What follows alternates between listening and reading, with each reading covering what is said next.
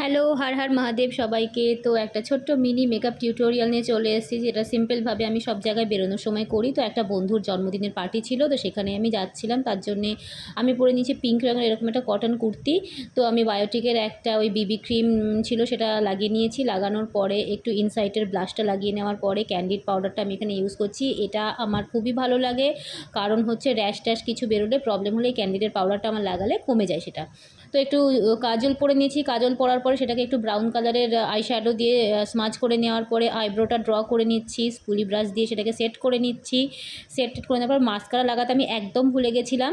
তো তারপরে এখানে লিপ লাইনার দিয়ে নিচ্ছি। লিপ লাইনার দেওয়ার পরে এখানে লিপ বামটা ইউজ করা খুবই জরুরি, কেননা আমার শীত হোক বা মানে শীতকালে আমার অতটা না হলেও গরমকালে আমার ভীষণ ঠোঁট ফাটে।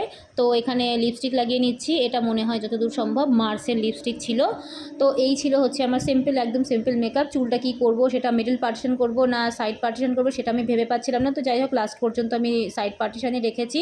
তো এই ছিল আমার একটা ছোট্ট একটা মেকআপ। ভালো লাগলে ভিডিও শেয়ার করো, লাইক করো, কমেন্ট করো আর চ্যানেলটা সাবস্ক্রাইব করো। ততক্ষণ পর্যন্ত সবাই ভালো থেকো। টাটা সবাইকে।